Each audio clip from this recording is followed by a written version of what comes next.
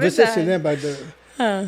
do sequestro? O que ela fez? Lembro. Foi na época que você Ali morava você no Morumbi, bateu. né? Morava no Morumbi com os Ali meus você bateu pais de frente ainda. mesmo, né? Exatamente. Ali foi. Você botou para quebrar. Ali eu botei pra quebrar? Botou pra quebrar. Qual a visão de vocês em relação ao sequestro? Em relação ao seu sequestro? É. Eu achei uma loucura, né? Eu achei Cara. que é uma loucura. Você foi muito...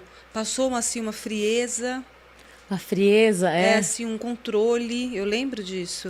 Olha, eu aprendi tanto naquele sequestro. Aquele sequestro, pra mim, foi assim, a Patrícia antes e depois do sequestro, né? Eu tinha 20 e poucos anos, não sei, agora ainda não fazia... Bem, isso não 20, pode, 21, idade, 22, sei Você lá, era bem 21 novinha. anos, E na época eu fazia faculdade aqui no Brasil. Tanto que foi depois disso que eu fui morar fora, fazer faculdade fora. E aquele sequestro, pra mim, foi assim um marco, um divisor de águas mesmo. Porque era um começo engraçado, né? Quando a gente... Foi um encontro que eu tive com Deus. Sabe? Assim, com uma fé, com um relacionamento com Deus que eu não sabia que existia, que eu ouvia falar.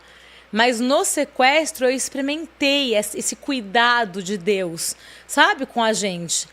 Cuidado mesmo, eu senti que Deus estava comigo todo o tempo e que Ele estava falando, calma, que vai dar, sabe assim, vai tudo certo, vai dar tudo certo. E por que isso?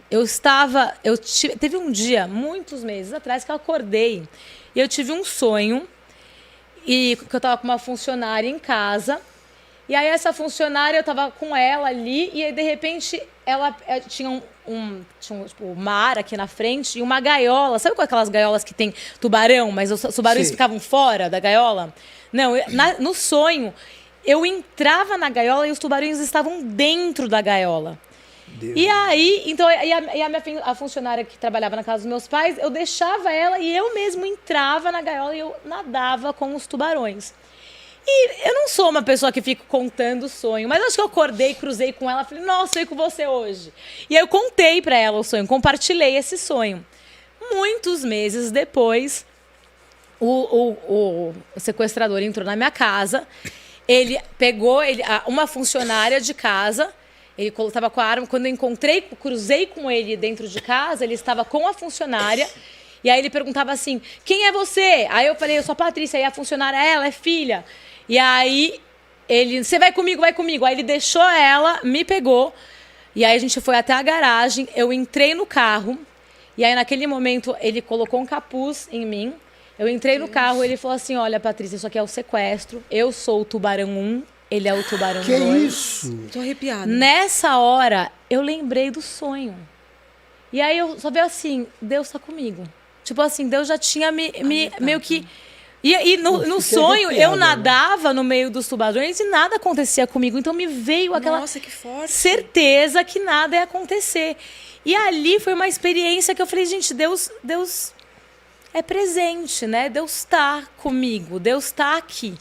Deus, ele me deu um autocontrole, uma segurança, como você mesmo disse. Sabe assim, eu fiquei todos os dias assim, sabe, convicta que nada ia acontecer? Que nada ia me... Ele foi para pegar você foi a primeira que ele viu? Eu acredito, assim, a história diz, né, como eles falam, que eles iam pegar a mais nova, que era a Renata. Só que elas já tinham saído para a escola. E aí eu era aquela filha meio... Na escola não era muito boa, não. Você estudou no Não, eu objetivo? tava não estudei. Não. Eu tava na faculdade, na FAP, na época, e eu tava atrasada. Então, na hora que elas já tinham saído, a Renata pra escola, a Daniela, não lembro, a Rebeca, e eu tava atrasada, indo pegar roupa no quarto, pegando roupa da irmã, né? Lá, Normal. no quarto da minha irmã. E aí, nessas, eu cruzei com ele. E aí foi isso.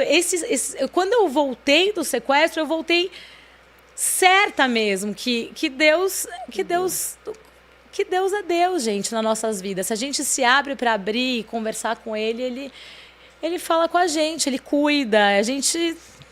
Foi uma experiência minha com Deus, com a minha fé.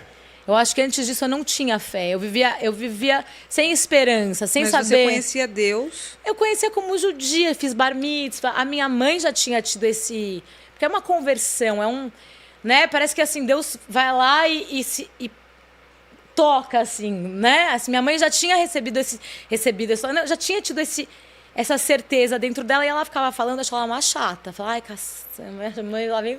Sabe, crente chato, porque às vezes crente é muito chato. Crente fica querendo converter todo mundo, eu acho um saco. Tá? Ai, caramba, minha mãe que pentelha, já vem com esse papo de crente pra cima de mim. E aí, ela foi que a primeira. Ela foi a primeira. E aí ela ela queria. Tudo, o que ele falava? Não, meu pai Porque ele é achava. Não, ele no começo ele ficou só observando. E aí depois ele teve uma época que ele ficou bem assim.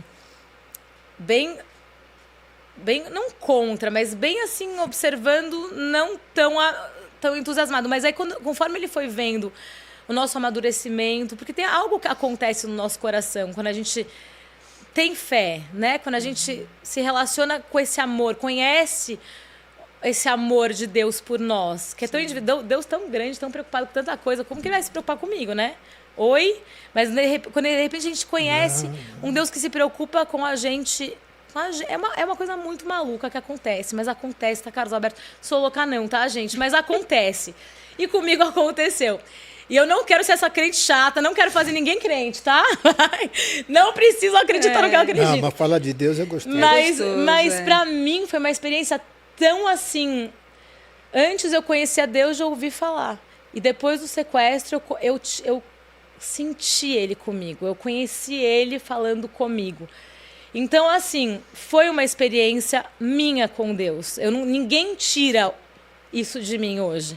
Entendeu? Então, minha mãe, ela trazia, eu achava um saco, mas acho que até as orações da minha mãe, um dia, eu entendi esse amor. Eu entendi, como se eu tivesse, sabe, receber vida, assim, um sopro de vida que enche, Você que notou, preenche, né? que abre os olhos, que vê que a gente tem, sei lá, um futuro, que tem coisas boas que vão acontecer. Foi isso que aconteceu comigo no sequestro. Então eu saí de lá muito cheio dessa esperança, com essa esperança muito viva dentro de mim. Eu queria anunciar para o mundo, né? Tanto que eu saí naquela varanda, parecia que estava falando com colegas, quando você não tinha noção, né? Mas foi uma experiência muito única. E lá, eu nunca tinha pensado em questão de perdão, né? As coisas que uma adolescente, 21 anos, nem pensava nessas coisas. Mas lá, parece que teve uma hora que eu olhei assim para os sequestradores, né? E eu perdoei, meio que eu entendi. Eu falei assim, gente, eu tenho tudo e o cara não tem nada. Não que eu tenha justificado eles, não justifico. O sequestro é um sequestro, mas é como se eu tivesse entendido a questão, sabe, social, diferença social, me abriu um olhar, assim, para as questões sociais do país. Sabe, eles eram jovens também, né? E aí, sabe quando você vê o que passa, sofredor. Vê a vida? Eu falei assim, gente, esses caras não sabem o que estão fazendo. Não é sofredor, né? Mas não sabem, estão acabando com a vida deles com 20 e poucos anos de idade. E, de fato, acabaram com a vida deles, né? Acabaram, então, aquilo me deu uma... Gente, eles não sabem o que... Então, eu não fiquei em nenhum momento ressentida. Não fiquei apaixonada, até porque a mídia falou que eu fiquei com síndrome de soco. Não, eu consegui, no meu coração, perdoar, soltar eles. E não ficar com... Soltar. Eu não fiquei ressentida, eu não fiquei traumatizada, eu não fiquei com sequelas do sequestro. Não, pelo contrário. Eu falei, eu não quero ter medo e eu vou continuar saindo na rua. Eu não andava com segurança, continuei não andando. Eu falei, não assim, te deu aquele ter... pânico depois, pós-traumático? Eu sou boa de cabeça, tá? Porque eu falei, eu não quero, então eu vou vencer, eu não vou me prender, eu não vou me colocar dentro de uma, sabe? Bolha. Não, eu vou continuar fazendo o que eu fazia antes, sem lutar contra o medo, né? Acho que até o medo às vezes vinha, mas eu fiquei também muito mais esperta, né? Acho que coisas que eu não... Agora fico toda ligada. Até hoje eu sou assim. Tô mais ligada. E coisas que... Então, assim, foi uma experiência de uma...